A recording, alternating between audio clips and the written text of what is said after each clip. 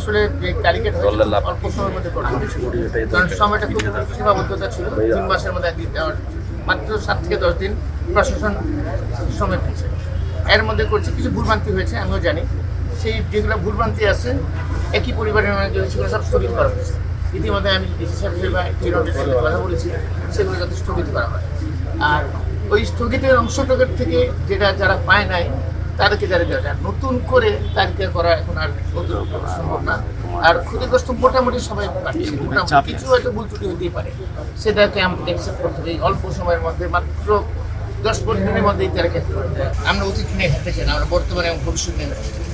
এখানে আমাদের উন্নয়ন কার্যক্রমের জন্য নিয়ে আসছি মাননীয় মন্ত্রী, আমাদের প্রতিমন্ত্রী পানি সম্পদ মন্ত্রী, ওনাকে দিয়ে আমরা শহরের মধ্যে মাছ ছাড়ছি।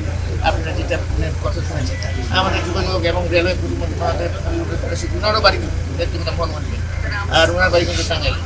তো ওনারা আসছেন মনে থেকে উন্নয়নের জন্য নিয়ে আসছি, এবং ওনারা ইনশাল্লাহ তালা রঙে যে উন্নয়নের কাজগুলো যেগুলো বাকি আছে, যেগুলো এখনো হয়নি, সেগুলো প্রত্যেকটা ধাপে ধাপে ইনশাল্লাহ। আপনারা জানেন আমাদের অর্থনৈতিক অবস্থা খুব একটা খারাপ অবস্থা রেখে গেছে আমাদের আগের সরকার।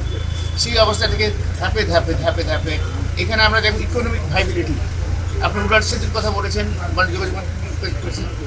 উড়ার সেতুটা আমিও জানি, আমারও ডিমান্ড, কিন্তু ইকোনমিকের ভাইবিলিটি না থাকলে, ইনভেস্টমেন্ট প্লাস ভাইবিলিটি, এই দুটাকে যদি সমন্বয় না করা যায়, তাহলে কিন্তু এটা তো দেশের মুসিবত। আমরা নিজের সকলে কাজ আমরা করছি।